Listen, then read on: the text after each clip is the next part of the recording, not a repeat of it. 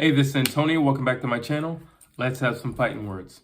In this video, I want to talk about Canelo Alvarez and basically his ultimatum and his advice for the rest of the division, particularly when it comes to Demetrius, Andrade, Jermall, Charlo, and David Benavidez. So I love Canelo because honestly, he's saying what I've been saying for at least a year now. Fight it out.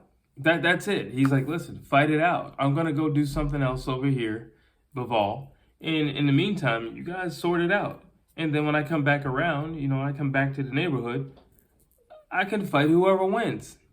There's nothing wrong with that. I've been saying for a long time that the worst thing that can happen in a division is somebody who just holds it up, like with the belt, or like a Keith Thurman. And I'm not knocking him. He had injuries, but unfortunately, so if you have an injury, then maybe you need to relinquish those belts. Or you have multiple champions, and they're not going to fight anyone. They're going to fight mandatories as opposed to each other to determine who's the man. Because right now, there's just a lot of people who are the man because they all have a belt. So Canelo Alvarez says what I've been saying for well over a year. Listen, you guys keep complaining and keep calling my name. Why don't you just fight each other? I'll take on the winner. Why not?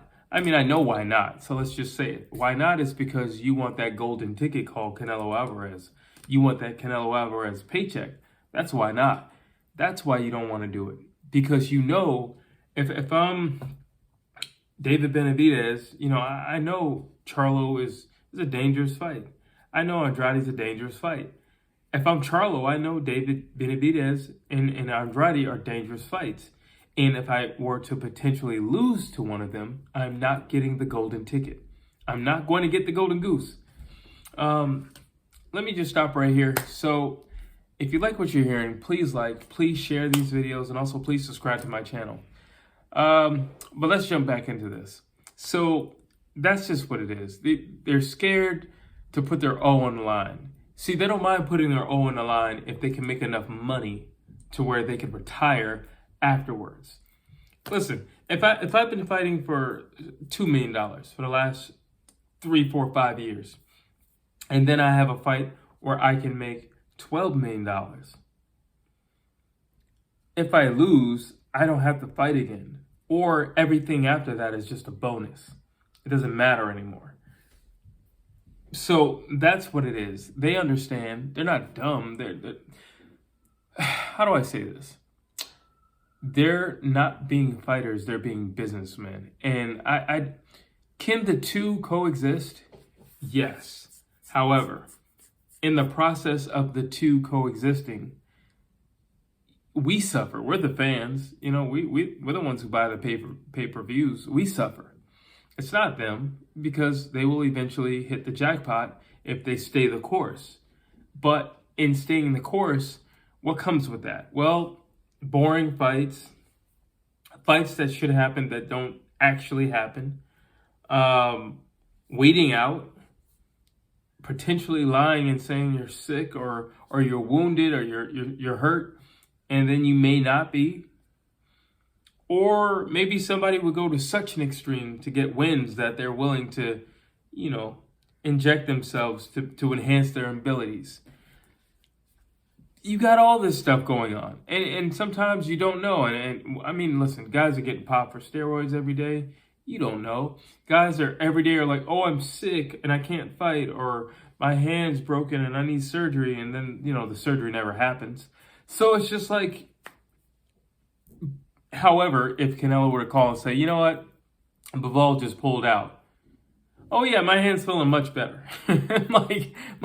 my hand's feeling much better. I just stuck it in some ice last night and we're good to go. That's the issue. That's the issue. Can you be a businessman in this business and be a fighter at the same time?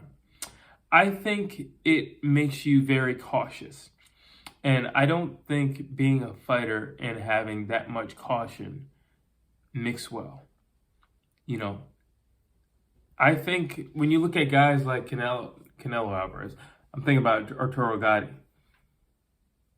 he wasn't great because he was some great masterful boxer. He was great because he was willing to put it all on the line. That's why everybody loves Arturo Gatti.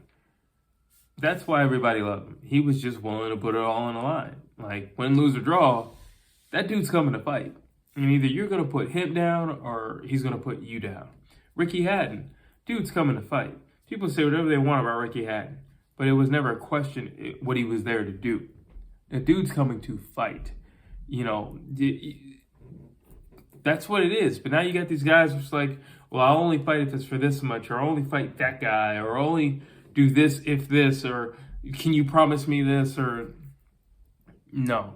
One of the reasons why we love Canelo Alvarez so much is because he is kind of like a throwback fighter. I believe you could put Canelo Alvarez in the 50s, the 60s, the 70s, the 80s, 90s, and I think he'd still be a future Hall of Famer, just because of his mindset. He has that old school mindset of, you know, I want to fight everybody and I want to fight the best. You know, like, I'll fight multiple times in a year. There's nobody doing these things. You know, like, everybody else wants to have a business meeting, you know, and I like what he's saying. Listen, you guys want this fight? I tell you what, I'm not going to fight all of you. It doesn't make any sense for me to fight all of you. But if you guys want this fight, fine.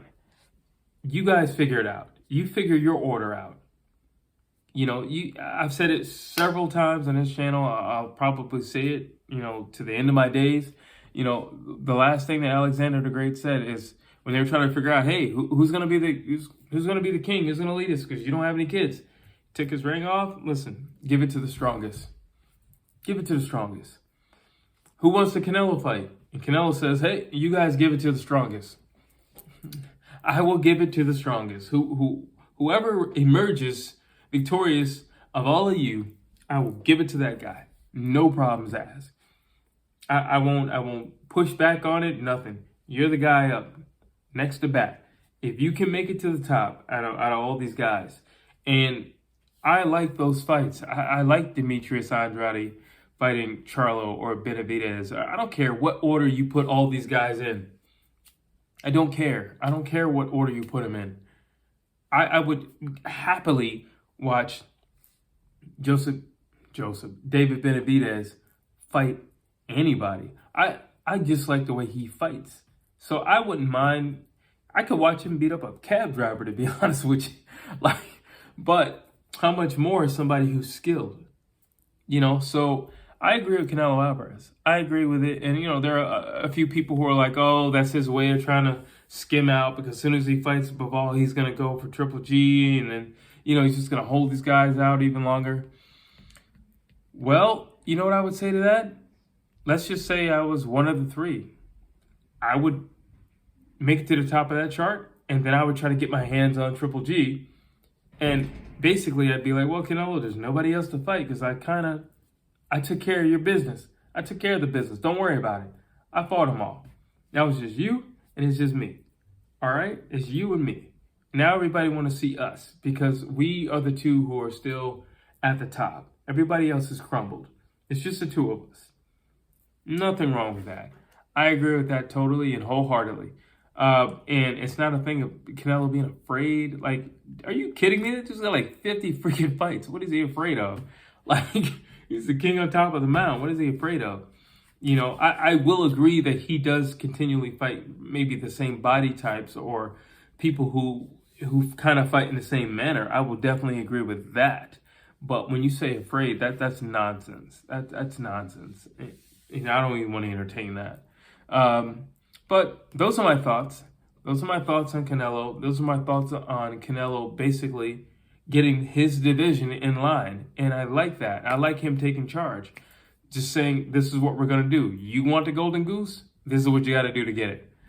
Nothing wrong with that. I want to hear your thoughts. You drop them down below. As always, please like, please share, and please subscribe to my channel.